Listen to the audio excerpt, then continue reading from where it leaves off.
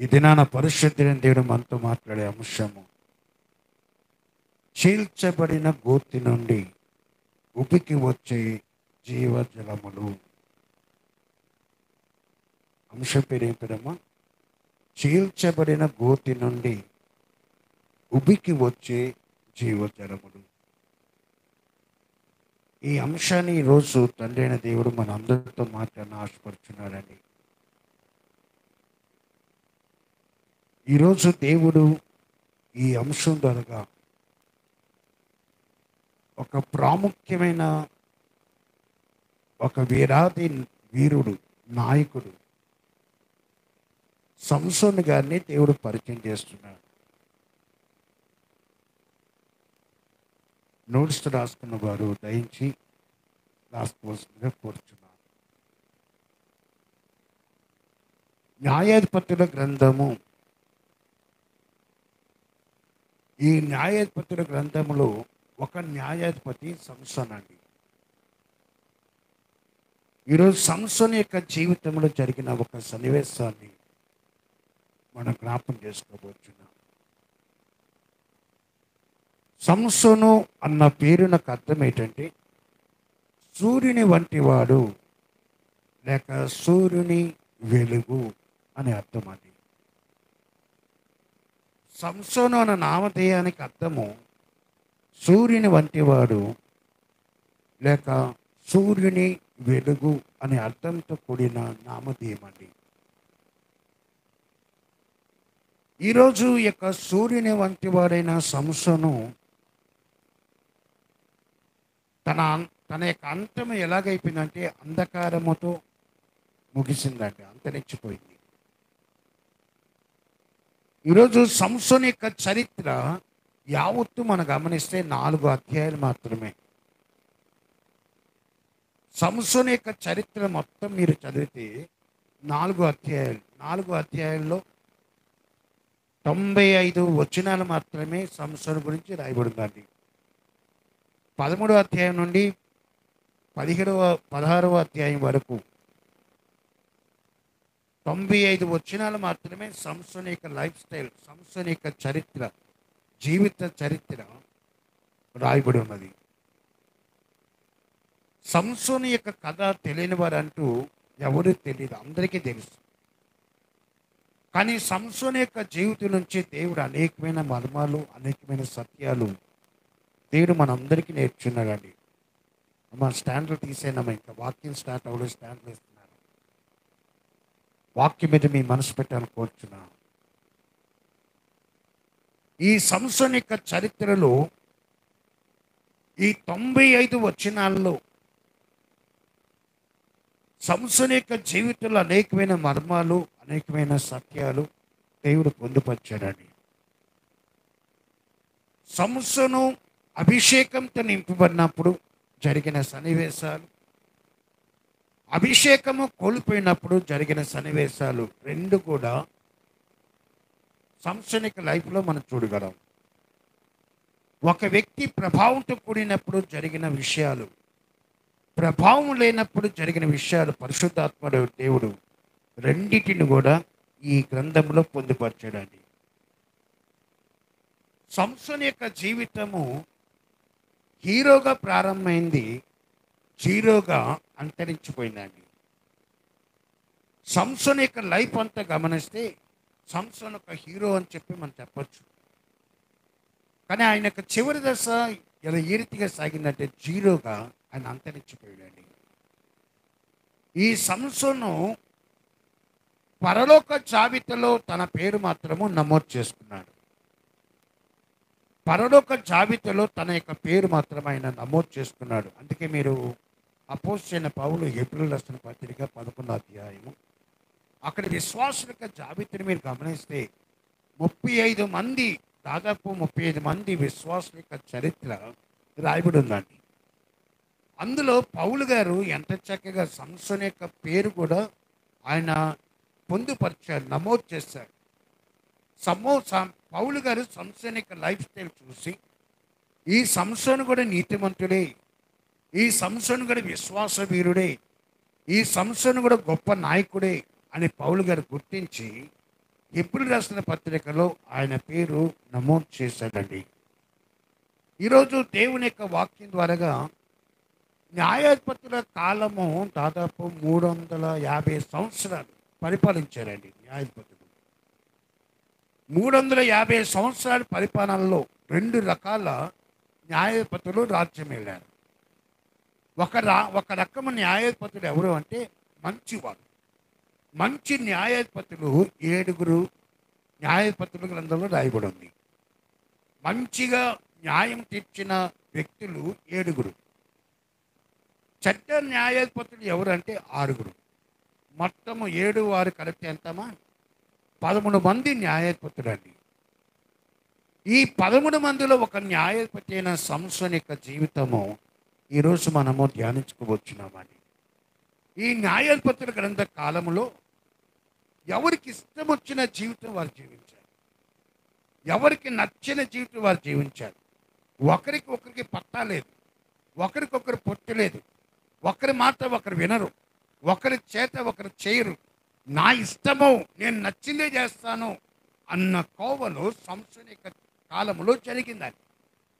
అదే రీతిగా నేటి కాలంలో కూడా ఎవరే యమునా తీరే అనే టైప్లో ఎవరు ఒకరి మాట ఒకరు వినకుండా, ఒకరి యొక్క సలహా ఒకరు తీసుకోకుండా, నాకు అన్నీ తెలుసు అనే భావంతో సాగే జనాంగం మధ్యన మనము నివసిస్తున్నాం ఈరోజు. అందుకే దేవుని యొక్క వాక్యం ద్వారాగా సంసోను యొక్క జీవితాన్ని దేవుడు మనకు చూపిస్తున్నాడండి.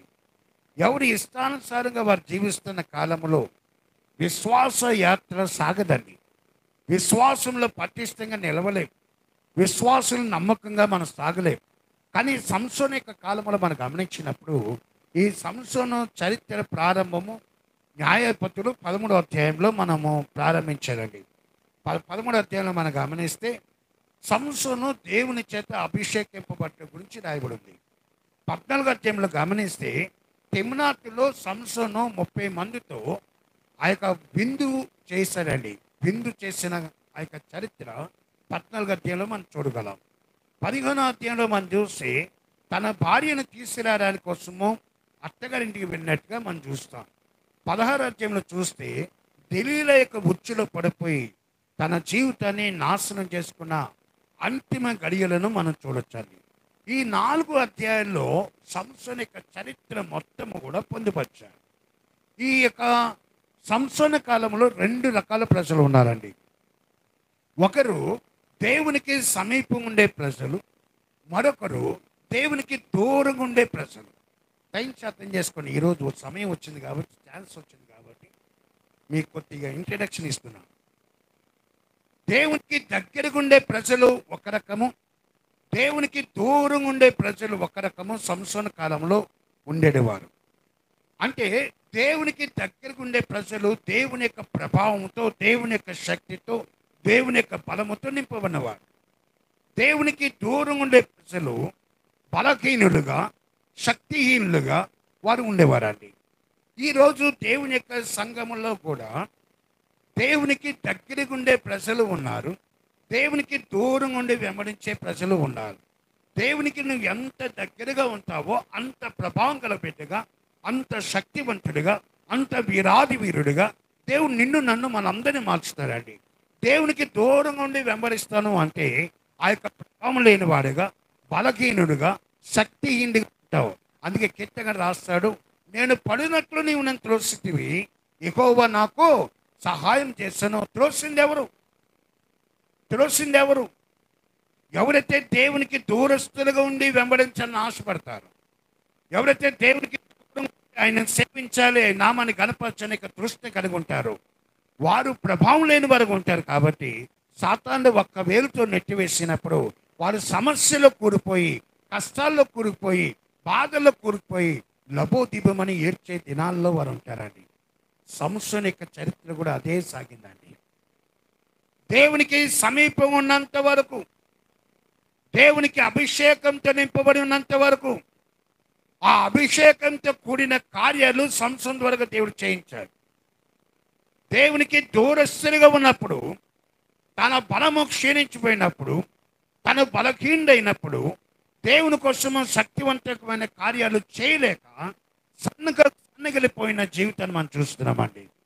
ఈరోజు మనము ధ్యానించే అంశము, చీల్చబడిన గోతి నుండి ఉబికి వచ్చే జీవజలములు. ఏ విశ్వాసైనా, ఏ బలమైన వీరుడైనా, ఏ ప్రార్థన పరుడైనా, ఎంత గొప్ప మేధశక్తి గలవాడైనా, దేవుల్లో ఆరితేరిన బిడ్డలైనా సరే, ఒకానొక సమయం వస్తుంది, వారి విశ్వాసంలో వారు పడిపోయే సమయం వస్తుంది, వారి విశ్వాసంలో వారు సన్నగిలే సమయం వస్తుంది, వారి విశ్వాసంలో వారు జారిపోయే సమయం వస్తుంది, వారి విశ్వాసంలో వారు దేవునికి దూరస్తులుగునే సమయం వస్తున్నాడు. ఈరోజు వాక్యంలో దేవుడు మాట్లాడుతున్నాడు, నువ్వు దేవునికి దూరస్తునిగా ఉంటే ప్రభావం లేనివాడుగా ఉంటావు, దేవునికి దగ్గరగా ఉంటే ప్రభావంతో నింపడిన వ్యక్తిగా ఉంటావండి. ఒక కుటుంబానికి, ఒక విశ్వాసకి, ఒక దేవుని యొక్క సంతతికి ప్రతి ఒక్కరికి అవసరం ఏంటో తెలుసా? ఆయన అభిషేకం అవసరం అండి.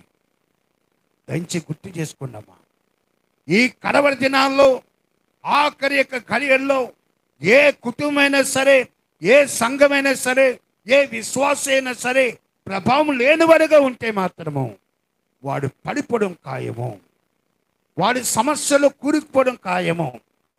వారు లోకరీతిగా భౌతికమైన ఆశీర్వాదాలు వారు చూడొచ్చేమో కానీ ఆధ్యాత్మిక ఆశీర్వాదాలు, ఆధ్యాత్మిక ధన్యత, ఆధ్యాత్మిక జీవంతో కూడిన ఆ యొక్క సత్యంతో కూడిన శక్తి గల కార్యాలు వారి జీవితంలో జరగవండి. ఈరోజు అందుకే సంసోను యొక్క లైఫ్ నుండి 3 సత్యాలు నేను ఈ దినాన్ని మీ మధ్యన ఉంచాలని ఆశపడుతున్నాను. మొదటి సత్యం ఏమనగా, సంసోను దేవుని యొక్క ఆత్మతో నింపబడెను. సంసోను దేవుని యొక్క ఆత్మతో నింపబడెను. వాక్యం చేసిన అపోస్తలుడైన పౌలు అంటాడు, ఆత్మ లేనివాడు నావాడు కాడు. ఒక సంఘము ఉజ్జీవంతమైన సంఘంగా మారాలి అంటే, ఒక కుటుంబము ఉజ్జీవమైన కుటుంబంగా మారాలి అంటే, ఒక కుటుంబంలో శాంతి, సమాధానము, నెమ్మది రావాలంటే, ఆ కుటుంబంలో జీవగల దేవుడు నివసించాలండి. ఆ జీవగల దేవుడు నివసించడానికి మనం ఎప్పుడు కూడా దేవునికి ఆహ్వానం పలికే రీతిగా మన హృదయాలు తెరవాలి. సంసోను దేవుని కోసం హృదయం తెరిచాడు కాబట్టి దేవునికి అభిషేకంతో నింపబడ్డాడు, ఆయన ఆత్మతో నింపబడ్డాడండి. మరొక సత్యం మీకు చెప్పాలని ఆశపడుతున్నాను. అభిషేకం వచ్చినప్పుడు చాలా బలంగా వస్తున్నాడు. బాగా జ్ఞాపకం పెట్టుకోండి, అభిషేకం వచ్చినప్పుడు చాలా బలంగా నీ మీదకి వస్తుంది. అది పోయినప్పుడు నీకు తెలియదు. అది ఎలా పోతుందో నువ్వు గమనించలేవని. ఒక్కసారే పోతుంది. క్రమేణా క్రమేణా క్రమేణా క్రమేణా అది నీకు తెలుస్తూనే ఉంటుంది. నాలోంచి ఆత్మ వెళ్ళిపోతుంది, నాలోంచి ఆ జీవం వెళ్ళిపోతుంది, నాలోంచి ఆ దేవుని యొక్క ఆత్మ నన్ను విడిచిపెడుతుంది. నీకు తెలుస్తూనే ఉంటుంది కానీ నువ్వు గమనించలేవు. దేవుని యొక్క ఆత్మ నీకు దూరమైందా, నీలో అశాంతి, నీలో వేదన, నీలో దుఃఖము, నీలో ఆవేదన, నీలో చింత, నీలో నిరుత్సాహము, నీలో కృంగుదల యావత్తు చోటు చేసుకుంటాయని. సంసోను దేవుని యొక్క ఆత్మతో నింపబడినప్పుడు బలమైన కార్యాలండి. సంసోను అన్నాడు, నన్ను తాళ్ళతో కట్టండి, నా బలము పోతుంది. అందరూ వాక్యమే మనసు పెట్టానమ్మా. నన్ను తాళ్ళతో కట్టండి, నా బలం పోతుంది. తన చేతులను నిటారుగా చాపాడు. ఆ యొక్క త్రాళ్ళు తీసుకొచ్చి కడుతున్నారు. ఇంతవరకు కట్టేశారండి, చేతులు మొదలు నుండి అంతం వరకు. అక్కడ రాయబడిన వాక్యం ఏంటి తెలుసా? అతని చేతికి కట్టబడిన ఆ త్రాళ్ళు అగ్ని చేత కాల్చబడిన జనప నారవలాయను. దేవునామను మహిమ గాక. హల్లెలూయా. ఎంత చక్కగా పరిశుద్ధాత్మని రాయించి పెట్టాడంటే, సంసోను అభిషేకం పొందినప్పుడు కట్టబడిన త్రాళ్ళు, ఆ త్రాళ్ళట దేవుని యొక్క అభిషేకం నింపిన సంసోను ఏమీ చేయలేకపోయాటండి. అవి అగ్ని చేత కాల్చబడిన జనప నారవలే ఆయను. సంఖ్యలు అతని చేతి నుంచి విడిపోయాను. దేవుని యొక్క సంగమా, ఈరోజు దేవుని యొక్క వాక్యం ద్వారా మాట్లాడుతూ ఇందులో ఆధ్యాత్మిక సత్యం ఏంటి తెలుసా? ఆధ్యాత్మిక మర్మం ఏంటి తెలుసా? యేసయ్య నన్ను బంధించే వేదన పూరితమైన త్రాళ్ళన్నీ అగ్ని చేత కాల్చబడిన జనపనార వలె అవునుగాక. ఆమేన్. అంత మెల్లగొస్తుందమ్మా. ఆమేన్. సంసోను యొక్క ప్రార్థన ఇదేనా? నువ్వు చేయాలండి, నేను చేయాలి. అభిషేకంతో కూడిన ప్రార్థన నీ నోటి నుంచి రావాలి. ఏ సమస్యలైతే నేను వేధిస్తున్నాయో, ఏ మానసిక ఒత్తిళ్ళైతే వేధిస్తున్నాయో, ఏ బాధలైతే వేధిస్తున్నాయో, ఏ వ్యాధి అయితే వేధిస్తుందో, నువ్వు చేయవలసిన ప్రార్థన తెలుసా? అయ్యా నా యేసయ్యా, నిన్ను నేను నమ్ముకున్నానయ్యా, నీకు నేను ప్రార్థన చేస్తున్నాను. నాలో ఉన్న వేదన పూరితమైన బాధలన్నీ ఆ దినాన్ని సంసోను చేతికి కట్టబడిన ఆ త్రాళ్ళను అగ్ని చేత కాల్చబడిన జనపనార వలె ఎలా చేశావో, నాలో వేదన పూరితమైన బాధలన్నీ కూడా ఆ విధంగా చేయబడిన కాక నువ్వు పలికితే ఆమేనంటాడండి ఆయన. చేయగలమండి ప్రార్థన. అది విశ్వాసం, అది నమ్మిక. ఆ ప్రార్థన దేవుడు కోరుతున్నాడని. ఎప్పుడు ప్రభా నన్ను దీవించు, నన్ను దీవించు, నన్ను దీవించు. అవి చిన్నపిల్లల ప్రార్థన అండి. మారాలి, ప్రార్థనలు మారాలి. నీ దేవుని ఎంతగా నువ్వు చూస్తున్నావో, ఎంతగా నువ్వు ఆ యొక్క నామంలో సాగుతున్నావో, నీ ప్రార్థనలో కూడా పట్టు రావాలండి. నీ మాటలో పట్టు రావాలి. నీ మాటలో పలికే ప్రతి పలుకుని దేవుని ఆపాలి. నీ దేవుడు ఆగిపోవాలండి.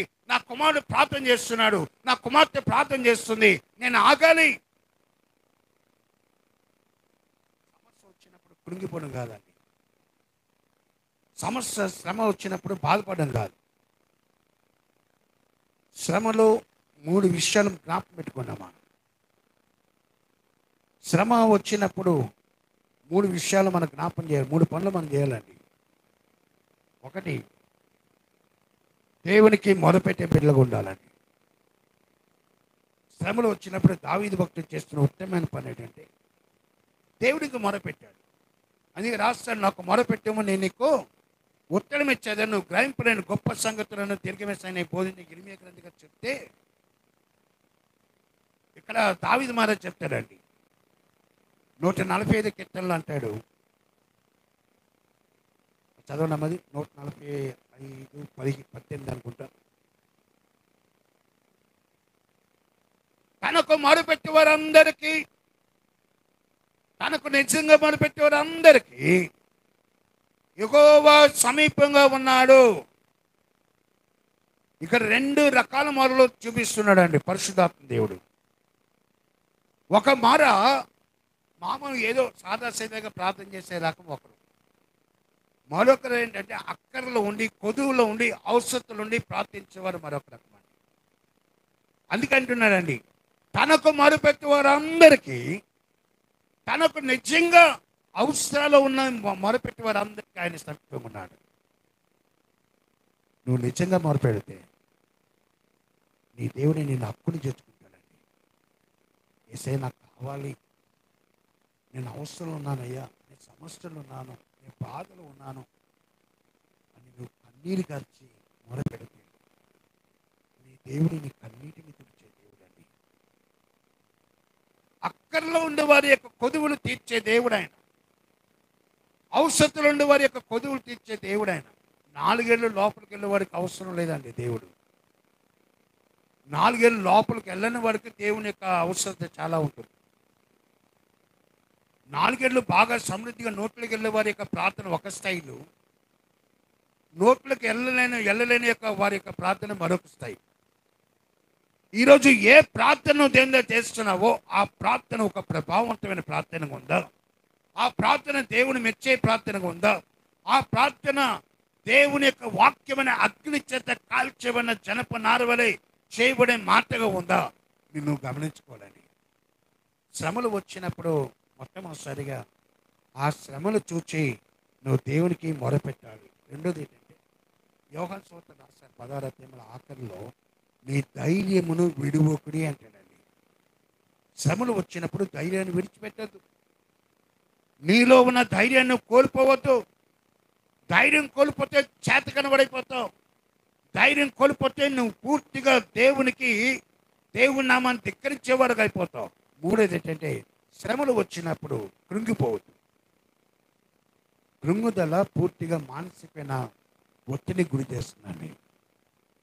సంసోను గారి జీవితంలో ఎంత ప్రభావం ఉన్నా సరే, ఎంత అభిషేకంతో కూడిన వ్యక్తి అయినా సరే చాలాసార్లు పడిపోయాడు. పడిపోయినప్పుడు దేవుని యొక్క సహాయం కోరాడు. దేవుని యొక్క కృప సంసోను గారికి విడువక వెంటాడుతూనే ఉంది. ఆయన కృపతో నింపుతూనే ఉన్నాడు.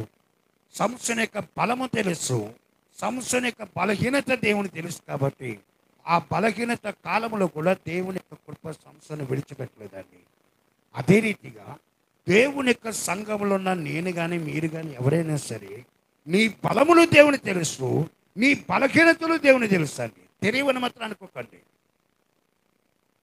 పిల్లలు ఎప్పుడు పాలు తాగుతున్నప్పుడు నన్ను ఎవరు చూడలేదు అనుకుంటుందట. మనకి మన స్ట్రెంత్ దేవుని తెలుసు, మన యొక్క వీక్నెస్ కూడా దేవుని తెలుసు అండి. వీక్నెస్ తెలుసు అని చెప్పి దేవుడు మన మీద పగా ప్రతీకారం తీర్చుకునే దేవుడు కాదు. ఆయన కృపతో నా కుమారుడు నా కుమార్తె ఈ రోజు కాకపోయినా రేపైనా సరే తిరిగి నా సంధికి వస్తారు, తిరిగి నా సంధిలో ప్రార్థన చేస్తారని వేచి ఉన్నాడండి. సంసోను దేవుని యొక్క అభిషేకంతో నింపబడినప్పుడు తనకున్న ప్రతి ఒక్క బంధకాలు, ప్రతి సంఖ్యలు అగ్ని చేత కాల్చబడిన జనప నారవల చేశాడండి. ఈరోజు దేవుని యొక్క సన్నిధిలో నువ్వు సాగుతున్నప్పుడు అభిషేకంతో కూడిన బలంతో కూడిన కార్యాలు దేవుడు నీ ద్వారాగా ఇస్తున్నాడని వాక్యం దగ్గర మాట్లాడుతున్నాడు. రెండోదిగా సంసోను దేవుని యొక్క ఆత్మలో సాగుతున్నప్పుడు దేవుడు అనుగ్రహించిన శక్తిగల కార్యాలు, బలమైన కార్యాలండి. ఎంత శక్తిగల కార్యాలంటే సంసోను బలవంతుడండి. సంసోను బలవంతుడు. ఆయనట 16వ అధ్యాయం 3వ వచనం రాస్తాడు, సంసోను మధ్యరాత్రి వరకు పండుకొని మధ్యరాత్రి లేచి పట్టణపు తలుపులను వాటి 2 ద్వారబంధములను పట్టుకొని వాటి అడ్డకర్రతోటి వాటిని ఓడబెరికి తన భుజముల మీద పెట్టుకొని హెబ్రోనుకు ఎదురుగానున్న కోనకు వాటిని తీసుకొని పోయెను. ఈ తలుపుల సంగతి తెలుసండి. ముఖద్వారము బరువు 480 కేజీలటండి. ఎన్ని కేజీలమ్మా? 480 కేజీల యొక్క ముఖద్వారాన్ని మోసుకుంటూ వెళ్ళాడటండి. ఎంతవరకు మోస్తాడంటే 6 కిలోమీటర్లు మోసాడట. 6 కిలోమీటర్లు అంటే ఇక్కడ నుంచి ఎంతవరకు ఉంటుందమ్మా? జగన్నాథ్ టెంపుల్కి అప్పట్లో ఎంతైతే దూరం ఉంటుందో అంత దూరం ఆయన మోసుకుంటూ కొండ ఎక్కడట. ఆ కొండపై నుంచి పడేశాడు. అంత బలవంతుడండి సంసోను. ఈరోజు వెయిట్ లిఫ్టింగ్ చేసే వారి జీవితంలో ఎత్తేవారట 260 కేజీలు 10 సెకండ్లు ఎత్తారట. అంతే, నిమిషాలు కూడా కాదు. వెయిట్ లిఫ్టర్స్ 10 సెకండ్లు మాత్రమే 260 కేజీలు ఎత్తి కిందికి చేస్తారు. అందుకని ఎక్కువ మోయలేదండి. మరి దీన్ని బట్టి సంసోను యొక్క బలం ఎంతో గమనించండి. 480 కేజీలు బరువు 6 కిలోమీటర్లు మోసుకుంటూ వెళ్ళి కొండ ఎక్కి ఆ కొండపై నుంచి పడేసాడటండి. అంత వీరాతి వీరుడైన సంసోను ఆ బలం ఎక్కడి నుండి వచ్చిందంటే, అమ్మ ఇంత గట్టిగా అరుస్తున్నా సరే ఎలా నిద్ర వస్తుంది తల్లి, మా స్టాండ్లు తీసేనమ్మా, వాక్యం వినండమ్మా, వాక్యం వినండి, లేకపోతే బయటికి వెళ్ళి ముఖం గడుపుకోండి, పర్లేదు. ఈ యొక్క దేవుని యొక్క వాక్యం ద్వారా దేవుడు మన అందరికీ ప్రబోధిస్తున్నాడు అండి. ఈ 480 కేజీల బరువును మోసుకుంటూ వెళ్ళాడు అంటే ఆయన అభిషేకం ఎంత ఉందో గమనించాలి. సంసోను నాయకుని ద్వారాగా నా ప్రజలను నేను కాపాడాలి. సంసోను నాయకుని ద్వారాగా నా యొక్క బిడ్డలను కాపాడాలి. ఈరోజు దేవుని యొక్క ఎనహకొడే ప్రార్థన ఉన్న ప్రియ దేవుని యొక్క సంతానమా, నిన్ను ఒక యజమానుడిగా, నిన్ను ఒక నాయకునిగా, నిన్ను ఒక నాయకురాలుగా దేవుడు ఏర్పాటు చేశాడు. కారణం ఏంటంటే నీ త్వరగా పెంటగొడ గ్రామంలో ఉన్న ప్రజలను కాపాడడానికి, నీ త్వరగా పెంటగొడ ఉన్న గ్రామంలో ఉన్న ప్రజలకు మేలు కలుగు చేయడానికి, నీ త్వరగా పెంటగొడలో ఉన్న ప్రతి వారికి ఆయన యొక్క ఉపకారములు చేయడానికి దేవుడు నిన్ను ఏర్పాటు చేసుకున్నాడు. నువ్వు మామూలుగా ఏదో అల్లాటప్పుగా పిలవబడలేదు. ఆయన పిలుచుకున్నాడంటే సంథింగ్ ఇస్ దేర్. ఆయన యొక్క పిలుపును గమనిస్తే దేవుని కోసం నువ్వు శక్తి గల కార్యాన్ని నువ్వు చేయాలి. నీ ఉన్న ప్రాంతంలో నువ్వు ఉన్న ప్రదేశంలో దేవుని నిన్ను ఏర్పాటు చేసుకున్నాడంటే నీ ద్వారాగా గొప్ప కార్యాలు దేవుడు ఆశిస్తున్నాడండి. చేస్తున్నావా? ఆయన కోసం ప్రయాసపడుతున్నామండి. ఆయన నామాన్ని ఘనపరిచిన ప్రయాసపడుతున్నామా? ఈ సంసోను ద్వారా దేవుని యొక్క ఆత్మతో నింపబడిన తర్వాత ఘన విజయం, ఎంత ఘన విజయం అంటే ఇప్పుడు చదవబడిన లేఖన భాగాలు ఫిలిష్తీయులు దండెత్తి వచ్చారండి. ఫిలిష్తీయులు ఈ యొక్క ఇజ్రాయెల్ ప్రజలకు ఎప్పుడు యుద్ధమే. ఫిలిష్తీయులకు ఇజ్రాయెల్ ప్రజలకు ఎప్పుడు యుద్ధాలేనండి. ఫిలిష్తీయులు ఎన్నోసార్లు ఇజ్రాయెల్ ప్రజలను జయిస్తూనే వస్తున్నారు. ఇజ్రాయెల్ ప్రజలు ఎప్పుడైతే తప్పుడు మార్గంలో నడుస్తారో, దేవునికి అవిధేయకరమైన కార్యాలు చేస్తారో, దేవుడు వారిని శత్రులకు అప్పగించడము జరుగుతూనే ఉందండి. ఆ కాలంలో ఫిలిష్తీయుల యొక్క దండును నాశనం చేయడానికి దేవుడు సంసోను అన్న నాయకుని ఏర్పాటు చేసుకున్నాడండి. ఎప్పుడైతే సంసోను ఒక్కడి మీదకి ఫిలిష్తీయుల దండు అందరూ గుమ్మిగా వచ్చాయని పడడానికి ప్రయత్నం చేస్తున్నప్పుడు సంసోను చేతిలో ఆయుధం లేదండి. సంసోను చేతిలో కత్తి లేదు, ఖడ్గము లేదు, ఏమీ లేదండి. ఆ సమయంలో నేను ఎలాగ వీరిని ఎదుర్కోవాలని చెప్పి ఈ యొక్క నేల మీద వెతుకుతున్నప్పుడు ఒక ఆయుధం దొరికిందండి. ఆయుధం పేరు ఏడు తెలుసా? పచ్చి గాడిద దవడ ఎముకండి. గాడిద యొక్క పచ్చి దవడ ఎముక. ఈ దవడ ఎముక దొరికిందండి. ఈ దవడ ఎముక 16 అంగుళాలు పొడవటండి. ఎన్ని అంగుళాలు పొడవమా? 16 అంగుళాలు పొడవు, 7 అంగుళాలు వెడల్పు. గాడిద నోరు తెరిచినప్పుడు, మూయబడినప్పుడు కదిలే ఎముకండి అది. గాడిద నోరు తెరిచినప్పుడు, మూత వేయబడినప్పుడు కదిలే ఎముక. ఈ 16 అంగుళాలు ఇక దవడ ఎముకతో, పచ్చి దవడ ఎముకతో అంతమందిని చంపడము సాధ్యమా? ప్రశ్న. కత్తితో చంపేదంటే కొంతవరకు మనం నమ్మచ్చు. దవడ ఎముకతో 1000 మందిని చంపేశారటండి. ఇది ఎలా సాధ్యమండి? ఇది ఎలా సాధ్యం అంటే, ఏ బిడ్డ అయితే దేవుని చేత అభిషేకింపబడతారో, ఏ కుమారుడు కానీ కుమార్తె కానీ దేవుని యొక్క అభిషేకంతో నింపబడతారో, వారి చేతిలో ఏది ఉన్నా అది బంగారమే, అది ఆశ్రయింపని వస్తువే, అది దీవెలతో నింపబడినదే, అతి శత్రు సైన్య సమూహం నాశనం చేసే ఆయుధమే. ఈ పచ్చి దవడ ఎముకతో 1000 మందిని చంపడానికి దేవుడు సంసోను వాడుకున్నాడండి. మోషే చేతిలో ఏముందమ్మా? కర్ర. కర్ర చేయగలదా? ఎండిపోయిన కర్ర అండి. దేవుని దగ్గరికి మోసే వచ్చినప్పుడు, అయ్యా నేను నోటి మాంద్యం గలవన్నయ్యా, నాకు మాట సరి రాదు, నా మాటలో శక్తి లేదు, బలము లేదయ్యా, నువ్వు నన్ను ఎందుకు ఏర్పాటు చేసుకున్నావు, నేను పనికిరానయ్యా అని చెప్పి మోసే అంటే, నీ చేతిలో ఉన్నది ఏమిటి అని దేవుడు అడిగాడండి.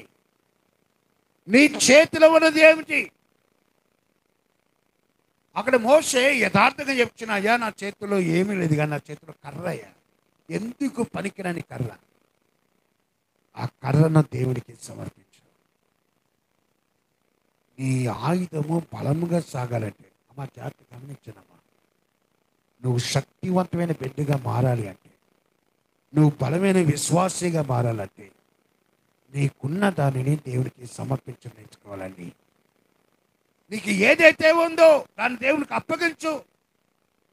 ఏదైతే నువ్వు కలిగి ఉన్నావో దాన్ని దేవునికి అప్పగించు. నువ్వు చదువు కలిగి ఉన్నావా? నాయన నాకు ఈ చదువు ఉంది నాయన, చదువు నీకు అప్పగిస్తున్నాను. నీకు వ్యాపారం ఉందా? వ్యాపారం దేవునికి అప్పగించు, దేవుని యొక్క ఆశీర్వాదం పొందుకో. నీ ఉద్యోగాన్ని దేవునికి అప్పగించు, నీ చేతి పని దేవునికి అప్పగించు, నీకున్న సమస్యను దేవునికి అప్పగించు, నీకున్న ప్రతిదీ దేవునికి అప్పగించడం ఎప్పుడైతే మనం నేర్చుకుంటామో అప్పుడు ఆశీర్వాదం చూస్తామని. అప్పగింపబడకుండా ఆశీర్వాదం అవసరమా? సంసోను యొక్క చేతిలో ఉన్న గాడిద దవడ ఎముక, పచ్చి గాడిద దవడ ఎముక అంత బలమైన ఆయుధంగా మారడానికి కారణం ఏంటి తెలుసా? దానిని పైకెత్తి, అంటే దాని అర్థమే తెలుసా? ప్రభా, నా దగ్గర వెండి లేదు, బంగారం లేదయ్యా, నాకున్న దానిని నీకు సమర్పిస్తున్నాను. నాకు ఇది తప్ప నా చేతిలో ఏమీ లేదయ్యా. నా శత్రువులు నా మీద దండెత్తి వస్తున్నారు, నా శత్రువులను విజృంభించి వస్తున్నారు, నన్ను నాశనం చేయాలని వస్తున్నారు. నా దగ్గర ఏమీ లేదు, కానీ నాకున్నదాన్ని నీకు సమర్పిస్తున్నానయ్యా. ఈ పచ్చి గాడిద దవడ ఎముకను ఒక ఆయుధంగా మార్చానైనా. ఈ పచ్చి గాడిద దవడ ఎముకను నీ శక్తిని పరిపూర్ణంగా నింపు. ఈ పచ్చి గాడిద దవడ ఎముకను నీ ఆత్మతో నింపు. నేను ఒక్కొక్క వ్యక్తి మీద దాన్ని వేసినప్పుడు నువ్వు బలమైన కార్యం చేయి. సమర్పణ అవసరం అండి. ఆంధ్రయ్య వెతుకుతున్నాడండి. వెతుకుతున్నప్పుడు ఓ చిన్న బాబు దొరికాడు. అయ్యా, నీ దగ్గర ఏముందయ్యా అంటే ఆ బాబు అన్నాడు, అయ్యా, నా దగ్గర 5 రొట్టెలు 2 చిన్ని చేపలు ఉన్నాయి. దీనితో నా యొక్క తల్లి నాకు ఇచ్చిందయ్యా. 3 రోజులు నువ్వు ఉపవాసంతో ఉండకుండా రోజుకి కొంచెం తిని నువ్వు బలం తెచ్చుకోమని ఈ రొట్టెలు నాకు ఇచ్చిందయ్యా అని నిజాయితీగా చెప్పాడండి. ఆంధ్రయ్య వాటిని యేసు నొద్దకు తీసుకొని వచ్చాను. యేసునతో తీసుకొని వచ్చాను. ఆంధ్రయ్య బాబు తీసుకొచ్చిన ఆ 5 రొట్టెలు 2 చిన్ని చేపలు ఆకాశం వైపు చేతులెత్తి దేవునికి స్తోత్రాలు చెల్లించి దానిని విరిచాను. దాన్ని విరిచినప్పుడే అద్భుతమైన కార్యం అండి. అది విడిచినప్పుడే ఘనమైన కార్యం దేవుడు చేస్తాడు. ఈరోజు దేవుడి యొక్క వాక్యం మాట్లాడుతున్నాడు. ఆ బాబులో శక్తి లేదు కానీ, ఆ బాబులో బలము లేదు కానీ, ఆ బాబు దేవునికి సమర్పించగా అది అక్కడున్న 20,000 మంది పైన దాన్ని తిన్నారు. అయ్యా, 7 గంపలు నిండేదని ఎత్తాడండి. 12 గంపలు నిండే ఎత్తాడు. కానీ వీడు తెలుసా, దేవునికి అప్పగించారు కాబట్టి. సమర్పణలో ఉందండి సమృద్ధి. నువ్వు సమర్పించవు, ఆశీర్వాదం పొందుకో. నీకున్నదాన్ని దేవునికి ఇవ్వవు, దేవుని పొందుకోలేవు. ఎనిమిది అడుగుతున్నాను, అమ్మా నీ దగ్గర ఏముందో చెప్పు, ఏం చేయాలని చెప్తానయ్యా. నీ దగ్గర ఏముందో చెప్పండి. ఆమె అంటుంది, అయ్యా నా దగ్గర ఏమి లేదయ్యా, కొంచెం నూనె ఉందయ్యా, కొంచెం నూనె తప్ప నా దగ్గర ఏం లేదు. ఆ కొంచెం నూనె తీసుకొని గదిలోకి వెళ్ళి తలుపు మూసేయి. ఆ ఖాళీ కొండలో పోయో, అది విస్తరిస్తుంది, అది ఆశీర్వాదంగా మారుతుంది.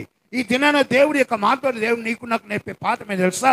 నీ కొంచెము నూనె, నీ కొంచెము ప్రార్థన శక్తి దేవుని యొక్క సన్నిధిలో కుమ్మరిస్తే అభిషేకంతో నింపడతావండి. అభిషేకంతో నింపడతావు. ఆత్మగల కార్యాలు దేవుడు నీ కుటుంబంలో జరిపించును గాక. ఆత్మగల బలమైన కార్యాలు నీ జీవితంలో జరిపించును గాక. ఆ ప్రభావంతో కూడిన మహిమగల కార్యాలు మన యొక్క జీవితంలో ఎల్లప్పుడూ ఏలుబడి చేయను గాక.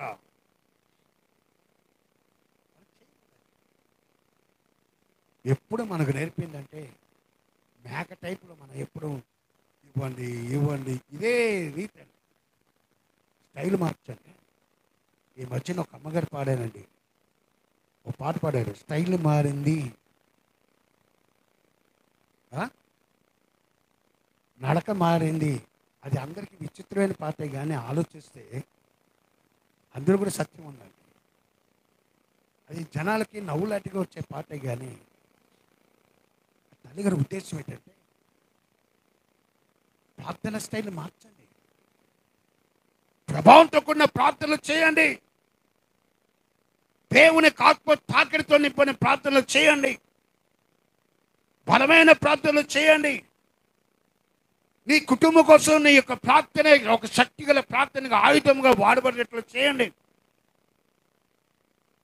సంసోను యొక్క ప్రార్థన పరలోకముందున్న దేవుడు దిగివచ్చాడండి. ఆ ప్రార్థన, ఆ పచ్చి దవడ ఎప్పుడైతే పైకెత్తాడో, నాయనా నా దగ్గర శక్తి లేదు, నా దగ్గర బలం లేదయ్యా, ఎంతమంది నా మీదకి వచ్చేస్తున్నాను ఆయన, ఒక్కసారి నీ సేవకునిగా, ఒక్కసారి నీ బిడ్డగా, నీ అభిషేకంతో నింపవా.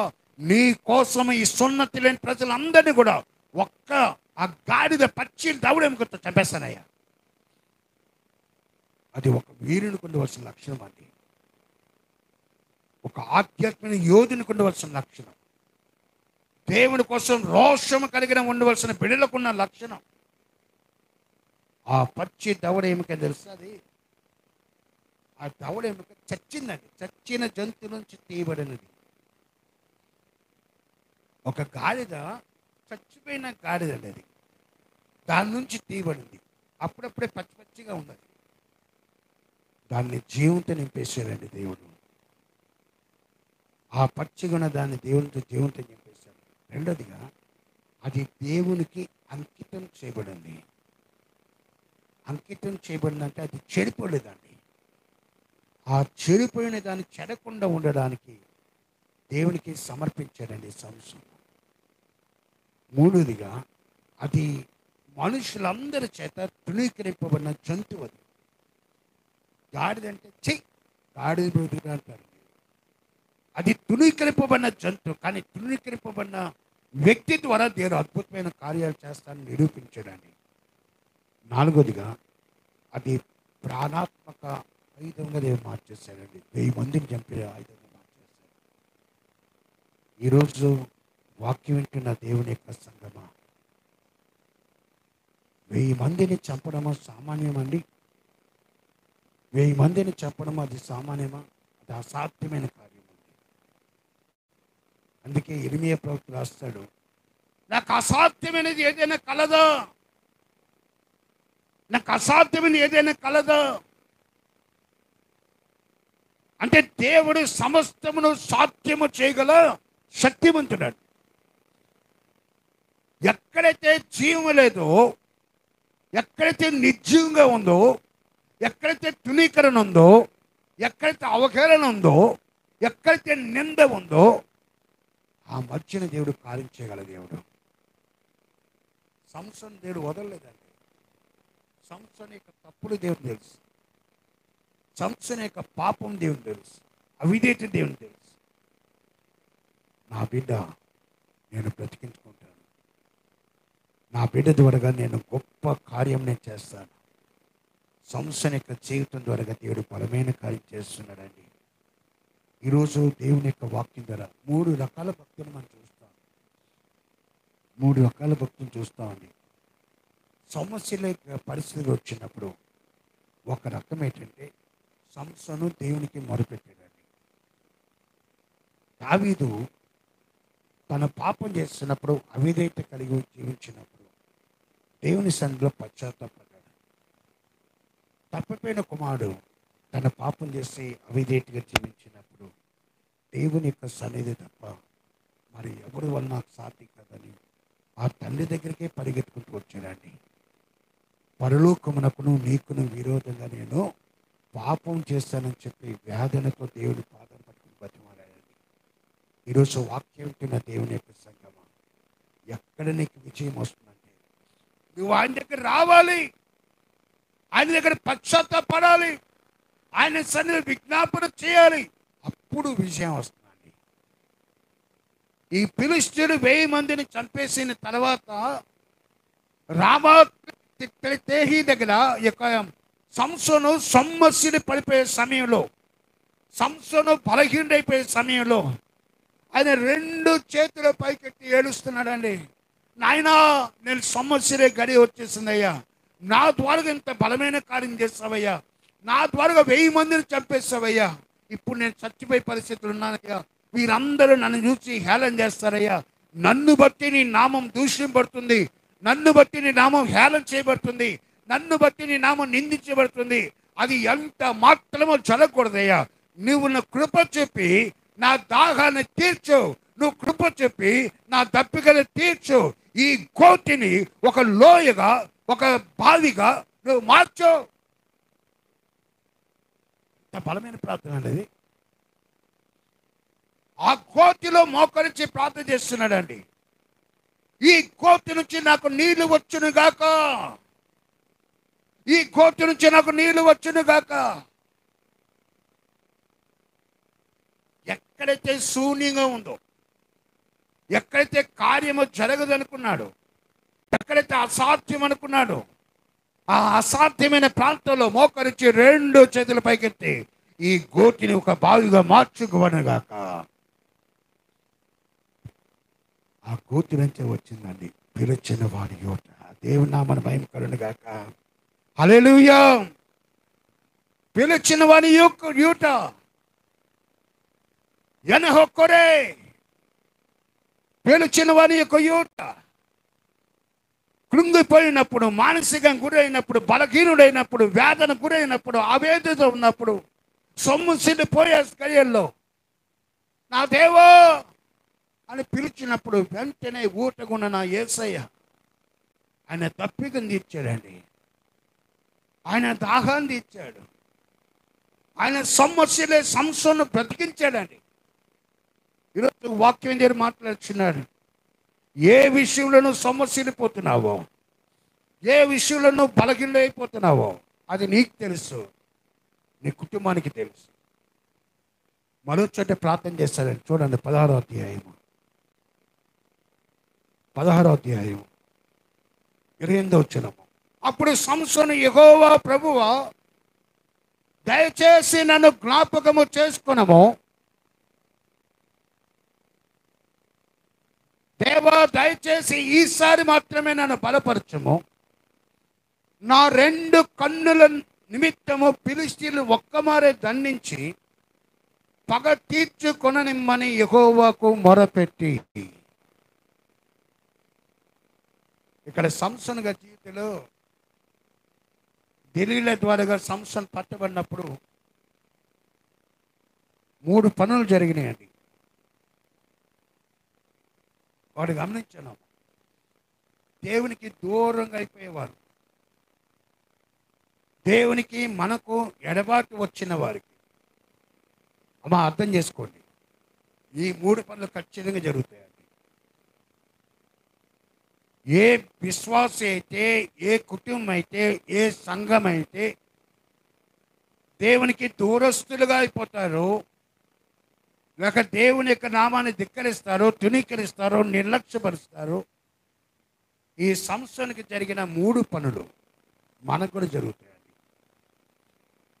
మొదటి పని ఏంటంటే, సంసోను యొక్క కళ్ళు ఊడబెరికిరి. ఏంటమ్మా? సంసోను యొక్క కళ్ళు ఊడబెరికిరి. కళ్ళు దేనికి సాదృశ్యం అంటే, నీ ఆధ్యాత్మిక నేత్రాలకు సాదృశ్యము, ఆధ్యాత్మిక జీవితానికి సాదృశ్యం.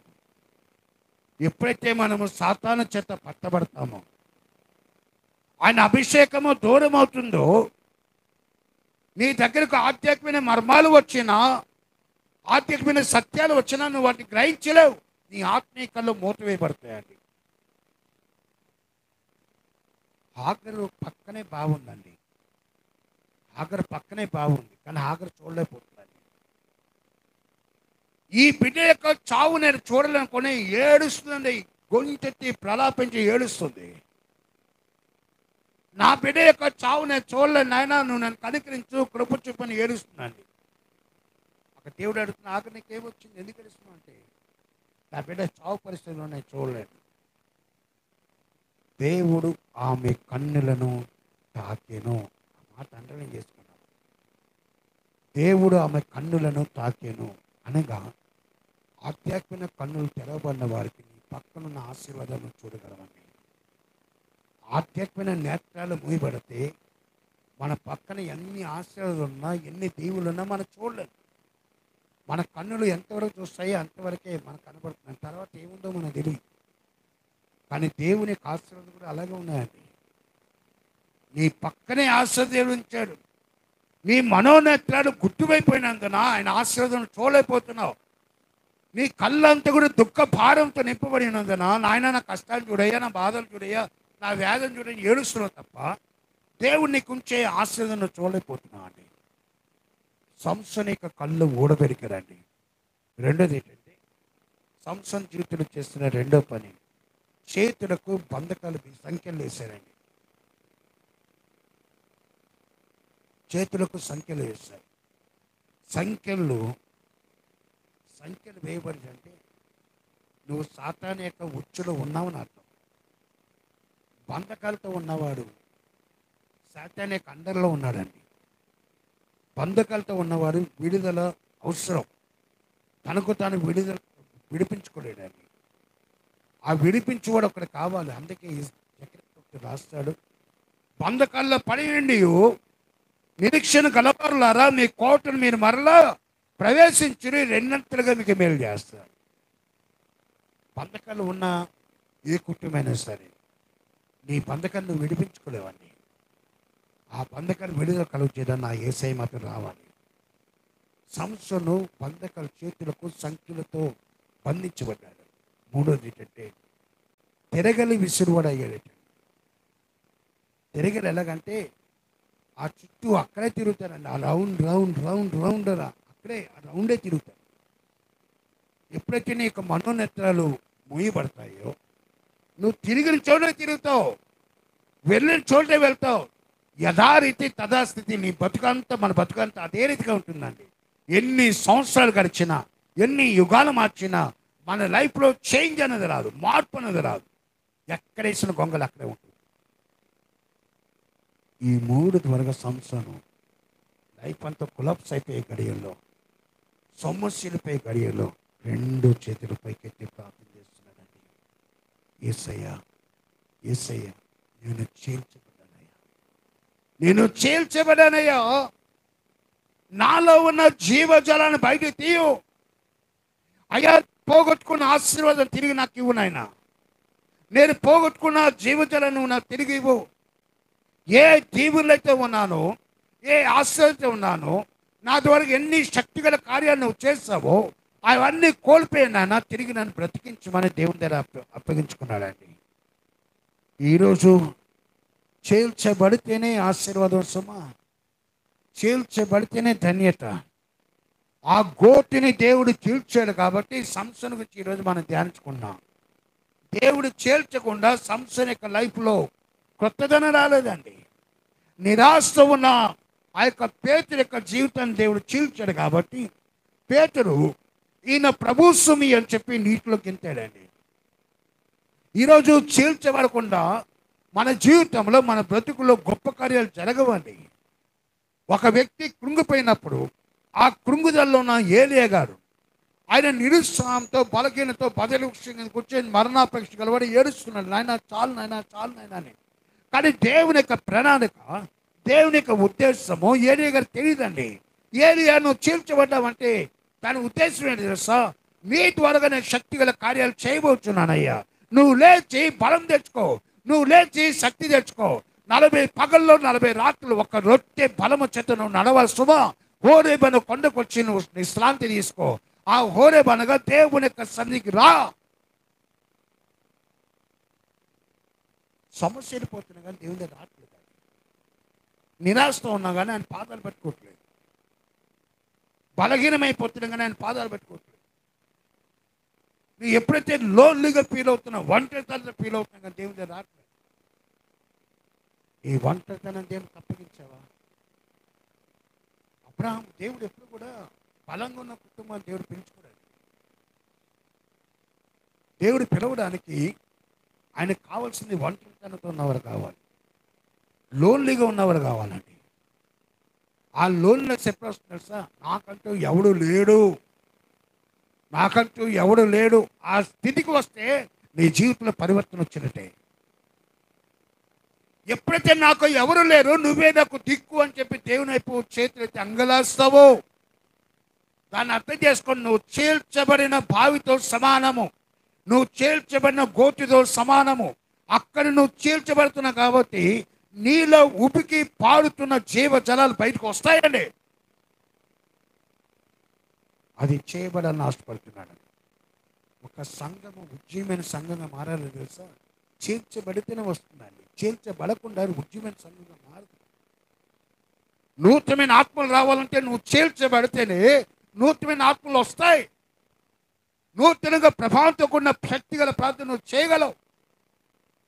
ఎందుకంటే మన కుటుంబాల భారం లేదండి, ఆ చింత లేదు, ఆ వేదన లేదు. దేవుడు చెప్పిన 5 రకాలైన పర్పస్ మన చేతులు లేదు. మత్తయి సువార్త 28:18-19 చదివితే అక్కడ 5 రకాలు చెప్తాడండి. యేసయ్య ఎందుకు నిన్ను నన్ను పిలుచుకున్నాడో ఆయన అక్కడ చెప్తాడు, బోధ చేస్తాడండి. మీరు రండి, రక్షణ పొందండి, సహవాసం చేయండి, వెళ్ళండి, సువార్త ప్రకటించండి, నా కోసం శిష్యులను తయారు చేయండి. ఇవన్నీ సంఘంలో జరగాలండి. జరుగుతున్నాయా? లేదా? చేర్చబడిన వారి యొక్క మనసు ఒకలాగా ఉంటుంది, చేర్చబడని వారి యొక్క మనసు ఒకలా ఉంటుందండి. నీలోంచి జీవ జలాలు పారాలంటే నువ్వు చేర్చబడాలండి. దేవుడు యాకోబు గారికి సమృద్ధిగా ఆశీర్వాదాలు ఇచ్చాడు. మామూలుగా ఇవ్వలేదు. కోటీశ్వరుడు యాకోబు, కోట్లకు అధిపతి. యాకోబు అన్న నాకు అన్నీ ఉన్నాయి, నాకు ఇంకా తిరుగులేదు అనుకున్నాడండి. కానీ అన్నీ ఉన్నాయి, కానీ యాకోబుకు లేనిది ఏంటంటే శాంతి లేదు, సమాధానం లేదు, నెమ్మది లేదు. యబ్బోకు దగ్గరికి వచ్చినప్పుడు యాకోబు మోకరిస్తున్నాడండి. ఆ ఎడారిలో మోకరిస్తున్నాడు, అంగలాల్సిన ఆయన. ఏమున్నాయి లాభమయ్యా? నాకు సమృద్ధికరమైన ఆశీర్వాదం ఉన్నాయ్యా, సమృద్ధికరమైన పనివారు ఉన్నారయ్యా, సమృద్ధికరమైన వ్యాపారం ఉందయ్యా, సమృద్ధికరమైన బిడ్డలు ఉన్నారయ్యా, సమృద్ధికరమైన భార్యలు ఉన్నారయ్యా, అందరూ ఉన్నారు. కానీ నేను ఒంటరి వాడిని ఆయన, నేను ఒంటరి వాడిని. ఈ రాత్రి నాతో మాట్లాడు, ఈ రాత్రి నన్ను బ్రతికించు, ఈ రాత్రి నన్ను సజీవంగా మార్చు, ఈ రాత్రి నాలో సమాధానం దయచేయి, ఈ రాత్రి నాకు నెమ్మది దయచేయి. 94 కీర్తన 18 వచ్చిన చదువున్నాం ఒకసారి. 94 కీర్తన 18 వచ్చిన ఎంత చక్కగా కీర్తన పాడుతాడంటే, నా కాలు జారనని నేను అనుకునగా యెహోవా నీ కృప నన్ను బలపరుచున్నది. నా అంతరంగమందు విచారములు హెచ్చగా నీ గొప్ప ఆదరణ నా ప్రాణమునకు నెమ్మది కలుగు చేయుచున్నది. గట్టిగా అన్నాడండి ఆయన. నువ్వెంత గొప్ప దేవుడో తెలుసా? నా అంతరంగం అంటే నా మనసులో విచారములు, కొన్ని వేల విచారాలు ఉంటే ఆ సమయంలో నీ గొప్ప ఆదరణ నాకు నెమ్మదినిస్తున్నాయా, నీ గొప్ప ఆదరణతో నువ్వు నాకు నెమ్మలపరుస్తున్నా. ఈరోజు వాక్యం ఉంటున్న దేవుని యొక్క సందర్భం. సంసోను గారి జీవితాన్ని పోలే మన జీవితం రాయండి. నువ్వు చేర్చబడకుండా ఆశీర్వాదాలు రావండి. ఇంటిలో సమస్యలు ఉన్నాయి, మన జీవితాల్లో బాధలు ఉన్నాయి, మన కుటుంబంలో బాధలు ఉన్నాయి, మనకు అనేక రకాలైన హింసలు ఉన్నాయి, మానసిక ఒత్తులు ఉన్నాయి. నీకు తిరిగి సమాధానం రావాలంటే, నెమ్మది రావాలంటే ఆ చేర్చబడిన బావి అయిన నీవు ఆ యొక్క ఉడుకు వచ్చే జీవజలమైన యేసునకు రావాలని. యేసయ్య నన్ను పగలగొట్టినాయన, నన్ను పగలగొట్టు, నన్ను విరగొట్టు, నా జీవితాన్ని పరిపూర్ణంగా మార్చినాయన. ఆ సంసోనుతో మాట్లాడిన దేవా, ఈరోజు నువ్వు నాతో మాట్లాడయ్యా. సంసోను యొక్క జీవితాన్ని బలమైన జీవితంగా మార్చిన దేవా, ఈరోజు నన్ను ఒక బలమైన వ్యక్తిగా నువ్వు మార్చు. నా కుటుంబం నన్ను వేధిస్తుంది, నా మానసిక ఒత్తిడి నన్ను వేధిస్తుంది, నా చింత నన్ను తినేస్తుంది, నాకున్న అనేకమైన ఒత్తులు నన్ను మింగేస్తున్నాయి. నేను ఏమి చేయలేని దిక్కు చోతుల స్థితిలో ఉన్నానయ్యా. నువ్వు నన్ను బ్రతికించమని చెప్పి దేవుని చేతికెత్తానమ్మా. ఆయన బ్రతికించగల సమర్థుడు, ఆయన బ్రతికించగల సంచగా పడుతున్నాడంటే తన చేతులకు త్రాళ్ళను కట్టివేయగా, ఫిలిష్తీయులు నీ మీద పడుతున్నారు అన్నప్పుడు, ఫిలిష్తీయులు దండెత్తి పడుతున్నప్పుడు దేవునికి అభిషేకంతో నింపబడిన సంసోను మాదిరిగా, ఆయన ఆత్మతో నింపబడిన ఏ సంఘ బిడ్డలైనా సరే, ఆయన అగ్ని చేత నీకున్న వేదన పూర్తిమైన ప్రతి సమస్య అనే సంఖ్యలు, ప్రతి వేదన అనే సంఖ్యలు, ప్రతి చింత అనే త్రాళ్ళు అగ్ని చేత కాల్చబడిన జనపనాల వల్ల అయిపోతాయండి. అది నా దేవునికి గొప్పగా ప్రార్థన చేయండి. సంసోను వల్ల నా జీవితాన్ని మార్చునైనా.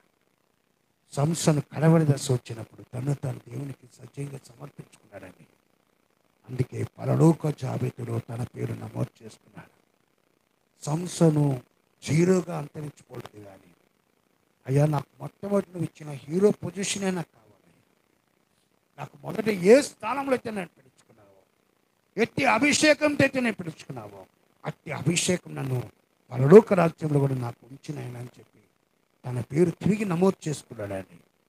దేవుని యొక్క సంతానమా, ఈరోజు నువ్వు అభిషేకంతో నింపబడితే నీ కుటుంబం అభిషేకం పడుతుంది, నీ వ్యాపారం అభిషేకం పడుతుంది, నీ బిడ్డలు అభిషేకం పడతారు, నువ్వు తలపెట్టే కార్యాల్లో అభిషేకము. నువ్వు ఎక్కడికి వెళ్ళినా, ఏ చోటి వెళ్ళినా ఆయన అభిషేకం నేను వెంటాడుతూనే ఉంటుందండి. అభిషేకం కావాలండి. ఇప్పుడు నేను చెప్పే మాటలు మీకు వెటకారం ఉండొచ్చు, కానీ రానున్న దినాల్లో ఇది చాలా అవసరం అండి. ఒక కుటుంబము బలమైన కుటుంబం మార్చబడాలన్నా, ఒక కుటుంబము శక్తిగల కుటుంబం మార్చబడాలన్నా, నువ్వు ఎనహొక్కడిగా మారాలని, పిలిచిన వాని యోటిగా మారాలి. ఆ పిలిచిన వాని యోటిగా మారితేనే నీలో ఉన్న జీవాన్ని, నీలో ఉన్న జీవచలను ఇతరులు త్రాగుతారు. తద్వారా అనేకులు దేవుడిని నడిపించుకుంటారండి. నువ్వు ఎనహకోడిగా మారినంత వరకు నువ్వు ఆలయానికి వచ్చినా, లేక పాటలు పాడినా, ఆరాధన చేసినా, స్తుతి చేసినా అవన్నీ నామకే వాస్తాయి. కానీ నిజమైన ఎనహకోడి ఎవరు అంటే దేవుడి కోసం బలమైన కార్యాలు చేసే గొప్ప శక్తి గల పాత్ర. అందుకే ఈరోజు గోతి చీల్చబడితే ఉబ్బికి వచ్చే జీవజలాలు, మన మనస్సు, మన ఆలోచనలు చీల్చబడితే దేవుడు మన నుండి గొప్ప కార్యాలు చేయాలని ఆశపడుతున్నాడు. అంటే దేవుడు